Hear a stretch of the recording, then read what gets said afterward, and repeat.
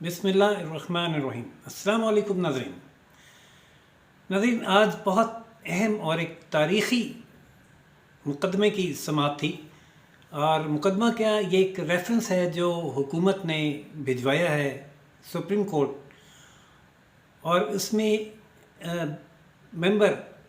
Parliament जो party की policy के ख़िलाफ़ या अपनी पार्टी के ख़िलाफ़ वोट दे, उसकी नाअहलियत के बारे में 4 सवाल पूछे गए। इस बात के हवाले से भांत भांत की बोलियां तो आपने सारा दिन बहुत सुनी होंगी। इस वक्त मैं आपको सुना रहा हूँ सुप्रीम कोर्ट के कोर्ट रूम नंबर 1 में होने वाली इस समाअत का आंखों देखा तफसीली हाल, और उसकी एक एक बात, एक एक लम्हा, एक एक ऑब्जर्वेशन और रिमार्क्स। वीडियो अगर ज़्यादा लंबी हो जाए और नागवार गुजर रही हो तो उसके लिए माजरत, लेकिन अगर आप सुनेंगे तो आपके लिए बहुत इन्फॉर्मेटिव होगी। नाज़रीन, दो दरख्वास्तें थीं। एक तो सुप्रीम कोर्ट बार की पिटीशन थी जिसमें ये इस्तदा की गई थी कि जमहूरी प्रोसेस को रोकने के लिए जो हुकूमत की जानिब से ऐलानात और इक़दाम हो रहे हैं कि डी चौक में 10 लाख लोग लाएंगे और अरकान जो खिलाफ वोट देना चाहते हैं उनको इस समंदर में से गुजरना पड़ेगा और इसी में से वापस जाना पड़ेगा, ये थ्रेटनिंग किस्म के बयानात। इस प्रोसेस को, इस सारी हंगामा राई को रोकने की गर्ज से सुप्रीम कोर्ट बार एसोसिएशन के सदर हसन भुर ने इस बार की जानिब से एक दरख्वास्त दायर की थी और ये कहा था कि जमहूरी प्रोसेस जो है वो आइन के मुताबिक चलाने की हिदायत करते हुए इस हंगामा राई को रोका जाए। उसकी समाअत थी और साथ ही सदर मुमलिकत की जानिब से एक reference बज़रिया attorney general supreme court को भेजा गया जिसमें ये 4 सवालात पूछे गए कि आइन के आर्टिकल 63A के तहत एक रुकने असम्बली जिसके बारे में ये क्लियर कट पता चल जाए कि वो पार्टी पॉलिसी के ख़िलाफ़ वोट दे रहा है, क्या उसको वोट देने से नंबर 1 रोका जा सकता है, और नंबर 2 क्या उसके वोट की उसका वो वोट जिसकी सज़ा उसकी डिस्क्वालिफिकेशन है और उसके वोट के नतीजे में वज़ीर आज़म अपने ओहदे से जा सकते हैं,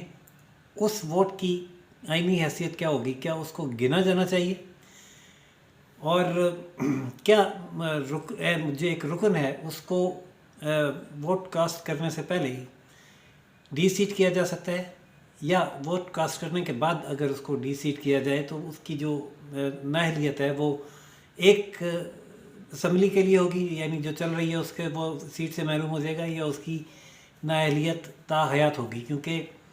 नाअहलियत का जो इस कानून में है मुद्दत का तयन नहीं है और मुद्दत का तयन आइन के आर्टिकल 62F में भी नहीं है, जिसके तहत वज़ीर आज़म नवाज शरीफ को ताहयात नाअहल किया गया। ये इसका सहारा लेकर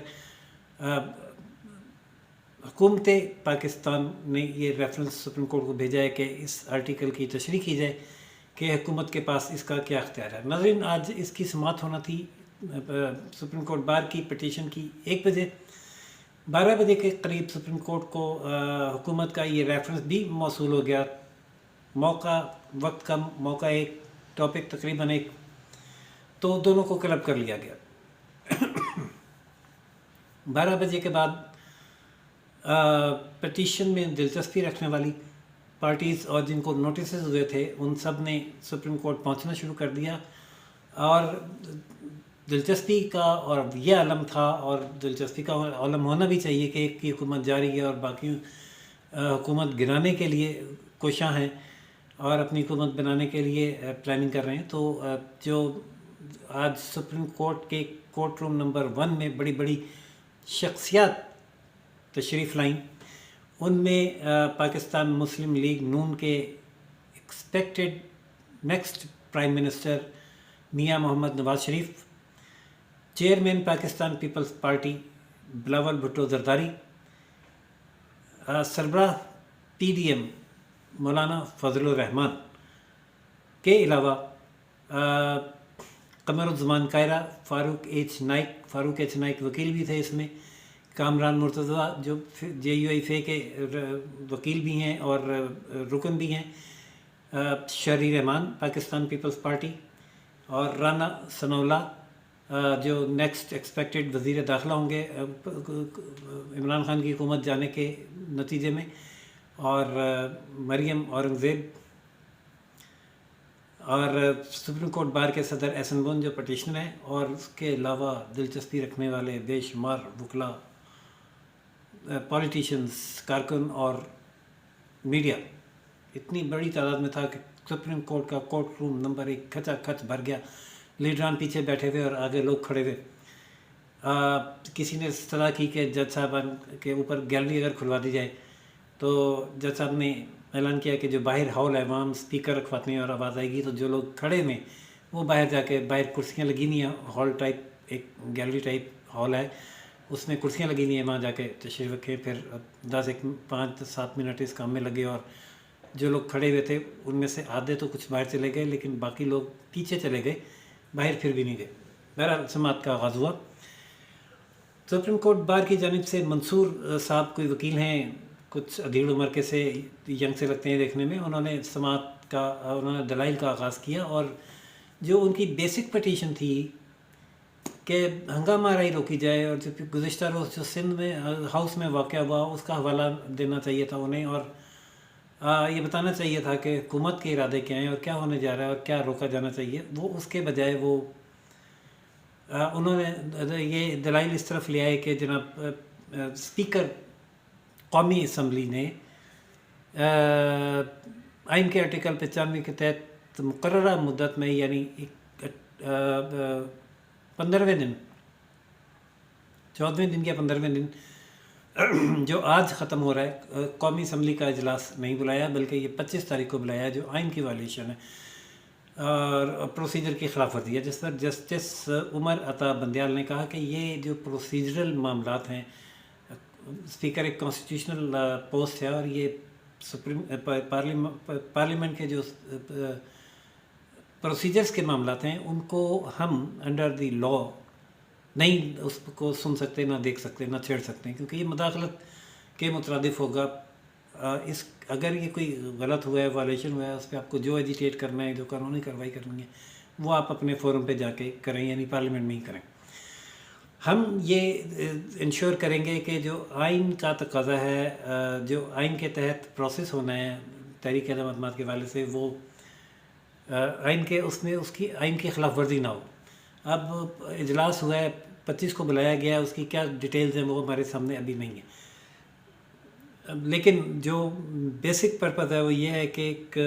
रिक्वेजिशन मूव हो गई है, इजलास आगे आर्टिकल 95 के तहत उस पर वोटिंग होनी है, जो मेंबर्स ने आना है, जो भी कार्रवाई होनी है मज़लूम, उसके रास्ते में कोई रुकावट ना आए। तो वकील साहब ने फिर आगाज़ किया और ये कहा कि जो राइट टू वोट है एक मेंबर का, वो एक इंडिविजुअल राइट है, जिस पर जस्टिस मुनीब अख्तर ने कहा कि आप आर्टिकल 17 पढ़ें, जो राइट टू एसोसिएशन देता है। और राइट टू एसोसिएशन का मतलब है कि इंडिविजुअल्स मिलकर एक पार्टी बनाते हैं, एक पार्टी का एक मंशूर होता है, उस मंशूर के तहत वो इलेक्शन लड़ते हैं, और फिर वो जो वोट करते हैं वो इंडिविजुअल वोट नहीं होता, वो पार्टी का वोट होता है। तो इस मौके पर जस्टिस उमर अता बंदयाल ने कहा कि अगर आप इन बारीकियों में जाएंगे तो फिर आपके लिए ये जस्टिस मुनीब अख्तर साहब के रिमार्क्स जो हैं थोड़ी सी मुश्किलात पैदा कर देंगे। आप अपनी जो पिटीशन है उसकी तरफ आएँ, ये बताएं कि सिंध हाउस में कल क्या हुआ। जिसके बाद एहसन बुन खुद उठे और उन्होंने बताया सिंध हाउस का सारा वाक़या, और ये बताया कि उस पर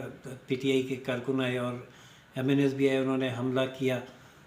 गेट तोड़ा, और वहाँ पर जो मौजूद पुलिस थी उन्होंने उन लोगों को गिरफ़्तार तो किया, लेकिन जो FIR दर्ज की वो उसमें वो दफ़ात शामिल नहीं की जो होनी चाहिए, जिस पर जो एग्रीव पार्टी है, जो सिंध हाउस जिनकी प्रॉपर्टी है, ये यहाँ से एडवोकेट जनरल सिंध ने कराची से वीडियो लिंक पर यहाँ पर इंटरसेप्ट किया और कहा कि जो हमने जब दरख्वास्त दी कि इस पर FIR दर्ज की जाए, उसमें दहशतगर्दी की दफ़ात भी शामिल की जाएँ, लेकिन वो नहीं की गई, जिसकी वजह बाद हमें एक और फोरम पे यानी हाई कोर्ट में 22A की दरख्वास्त लेकर जाना पड़ा है, और वो हमने दायर की हुई है। इस पर जस्टिस उमर अता बंदयाल ने कहा कि वो दरख्वास्त आपने दायर की हुई है, اور لیکن وہ ظاہر ہے اس کو ڈیسائیڈ ہونے دیں، یا اس میں بھی فی الحال ہم کچھ نہیں کر سکتے، لیکن ہم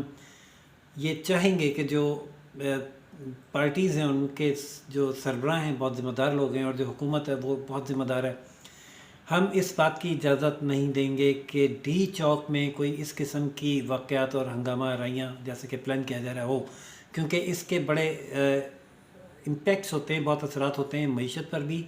اور ملک کی خارجہ پالیسی پر بھی، کہ آپ کے ریڈ زون کے حالات کیسے اور کتنے خراب ہیں. تو تمام دونوں پارٹیاں انشور کریں کہ ڈی چوک کے حالات ٹھیک رہیں، وہاں پر کوئی رکاوٹ پیدا نہ ہو، اور جو پروسیس ہے وہ قانون کے مطابق مکمل ہو. اس کے بعد ایک ایس ایم پاکستان پیپلز پارٹی کی جانب سے فاروق ایچ نائک نے جب پھر توجہ دلائی اور یہ کہا کہ جناب جو ہم نے جو ریکوزیشن جمع کرائی تھی وہ 8 تاریخ کو تھی، اور اس کے مطابق اجلاس لازم 21 یا 21 کو بلایا جانا چاہیے تھا. اس کے بعد حال خالی پڑا تھا، اس سے پہلے بھی بلا سکتے تھے لیکن نہیں بلایا. یہ ان کی انٹینشن شو کرتا ہے. انہوں نے آئین کے ایک آرٹیکل کو غیر مؤثر یا سبورٹ کرنے کی کوشش کی ہے جس پہ آرٹیکل 6 لگتا ہے. یہ سن کر اٹارنی جنرل صاحب غصے میں آ گئے. بہت ٹھنڈے اور دھیمے مزاج کے آدمی ہیں، لیکن میں بھی حیران ہوا. اور انہوں نے جو اس پر جملہ کہا وہ اس سے زیادہ اس جملے نے سب کو حیران بھی کیا اور ایک موقع بھی دیا.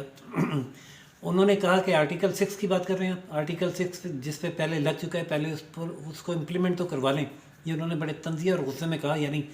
یہ کس کے لیے کہا، میں ناظرین کو بتاؤں کہ جیسے میں اپنے پہلے وی لاگز میں بتا بھی چکا ہوں، اگر آپ پچھلے میرے وی لاگز دیکھیں 2-3 دن کے آرٹیکل 6 کے حوالے سے، اس میں بتا چکا ہوں کہ جنرل ریٹائرڈ پرویز مشرف جو کہ سابق صدر تھے، انہوں نے ججز کو ایمرجنسی پلس لگا کر کام سے روک دیا تھا. یعنی صرف ایک شک کو غیر مؤثر کیا تھا، اور اس پر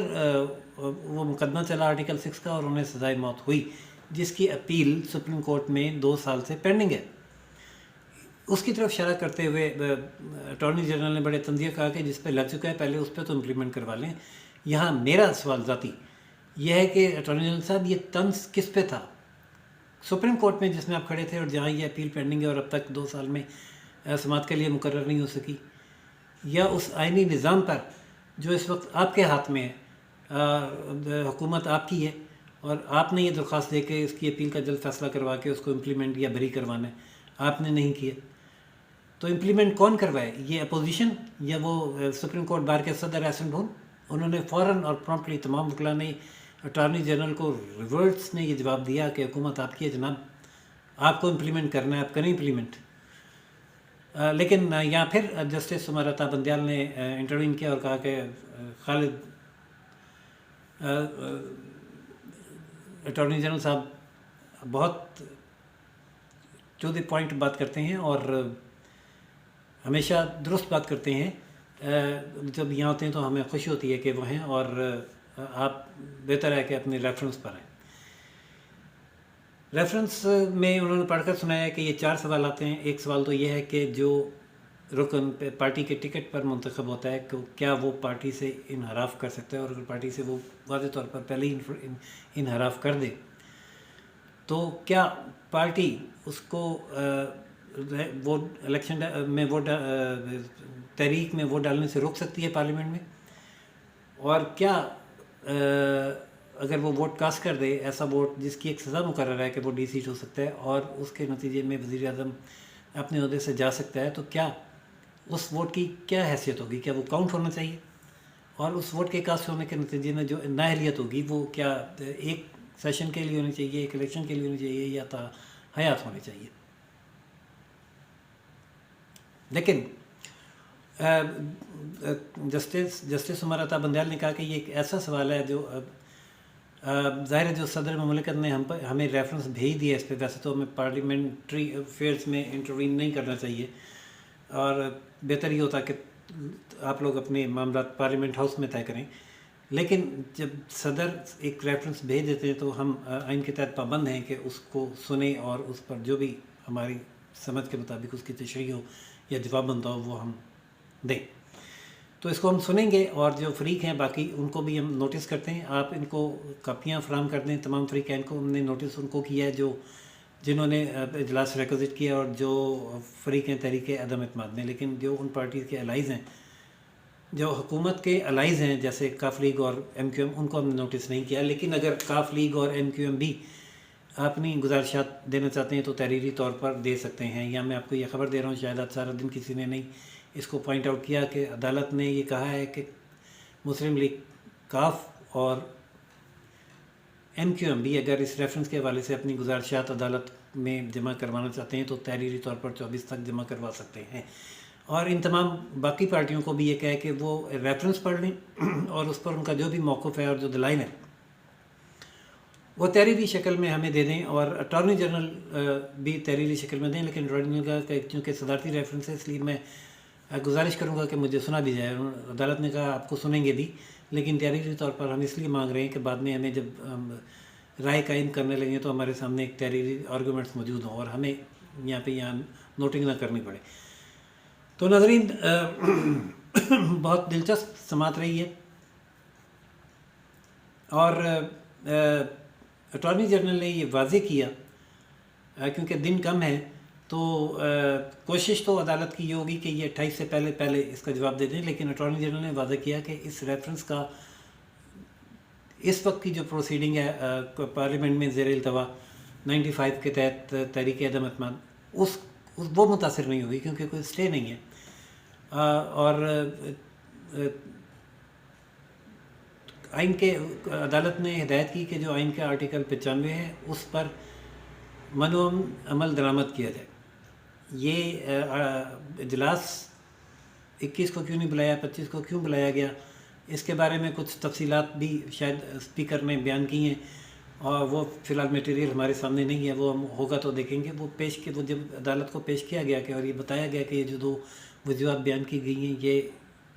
ناقابل قبول ہیں اور لغو ہیں. عدالت نے کہا کہ ٹھیک ہے، ہم اس کی تفصیل میں ابھی نہیں جاتے، ہم یہ میک شور کرتے ہیں کہ آرٹیکل 95 جو ہے اجلاس اب بلا لیا گیا ہے تو اس میں کوئی رکاوٹ نہیں ہے. اٹارنی جنرل نے یقین دہانی کروائی کہ نہ تو کوئی ہنگامہ آرائی ہوگی پارلیمنٹ کے باہر گیٹ پہ، نہ روڈ پہ، اور نہ کسی کو پارلیمنٹ میں آنے سے روکا جائے گا. البتہ یہ وزیر اعظم جو ہیں وہ یہ ایبسٹین کا حکم دے سکتے ہیں اپنی پارٹی کے اراکین کو کہ وہ اس تحریک میں شامل نہیں ہونا چاہتے، اور ان کے جو اراکین ہیں وہ ایبسٹین کریں اور پارلیمنٹ میں نہ جائیں. اس کے باوجود ان کی پارٹی کے جو اراکین پارلیمنٹ میں جانا چاہیں گے ان کو روکا نہیں جائے گا، ان کو ووٹ دینے سے بھی روکا نہیں جائے گا اور ان کا ووٹ کاؤنٹ بھی ہوگا. باقی یہ سوال جو آپ کے اپنی جگہ ہیں، یہ اگر ووٹنگ سے پہلے آ گئے تو ٹھیک ہے، جو بھی تشریح ہوگی اس پر عمل کریں گے، اور تشریح اگر اس سے پہلے نہ بھی آ سکی تو یہ ایک ایکیڈیمک چیز ہوگی جو آئندہ آنے والے دنوں میں، سالوں میں، حکومتوں میں استعمال ہو جائے گی، کام آئے گی. تو 24 تک کے لیے اس کی سماعت ملتوی کی گئی ہے. اور جو جلسے جلوس ہیں اس کے بارے میں اپوزیشن نے یہ کہنا تھا کہ جلسے جلوسوں کے لیے جو ایک لینگویج استعمال کی جا رہی ہے، لیکن ہم نام نہیں لیتے، کہ وہ یہ لوگوں کو اس سمندر میں سے گزرنا پڑے گا اور یہ کرنا پڑے گا، شادیاں نہیں ہوں گی، بچوں کو ہراساں کیا جائے گا. یہ وہ اشتعال انگیزی ہے جو پھیلائی جا رہی ہے، جس سے ملک میں